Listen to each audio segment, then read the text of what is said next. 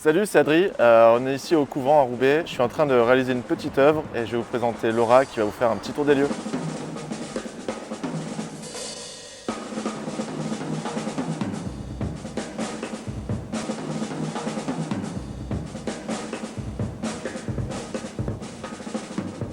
Hello, du coup je m'appelle Laura, je suis assistante de direction au couvent de Roubaix. C'est un lieu culturel, artistique où le credo c'est boire, vivre, manger. Le couvent, l'idée c'est que c'est vraiment un endroit où il va toujours avoir du mouvement. On veut que les artistes ça bouge, ça change. Comment t'es rentrée du coup dans le milieu du street art? Je dirais plutôt muralisme. Je me considère plus comme un muralisme qu'un street artiste. Je suis rentré là-dedans parce que j'ai commencé avec le graffiti à l'adolescence. J'ai fait des études en art graphique. Tout naturellement, j'en ai décidé de faire mon métier. Et voilà, c'est un peu plus qu'une passion, quoi. C'est un mode de vie carrément. T'entends quoi par mode de vie? Tu te réveilles le matin, tu penses à ça. Le soir, tu te couches, tu penses à ça. C'est quelque chose qu'il faut vivre en fait. Comment tu définis ton art et comment tu le décris aux gens qui ne connaîtraient pas? Je déconstruis et je reconstruis ce qui m'entoure. C'est en fait une représentation de quelque chose, mais de manière beaucoup plus minimaliste, simplifiée et géométrique surtout.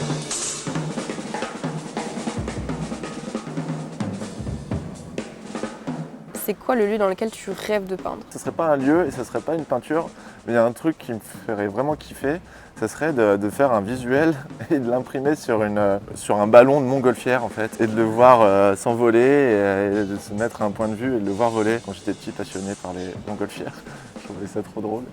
Et une fois j'en ai vu une avec une tête d'alien, et je trouvais ça assez fort. Le rêve à plus petite échelle, je dirais, que j'aimerais bien faire incessamment sous peu, ce serait de réaliser une fresque sur un immeuble en fait de 30 mètres de haut. Et ça me ferait vraiment kiffer.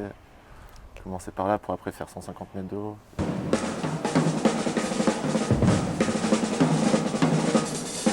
Est-ce que du coup tu peux nous raconter un peu la construction de cette œuvre? Tout est parti de lettres, complètement déstructurées et réinterprétées de manière graphique.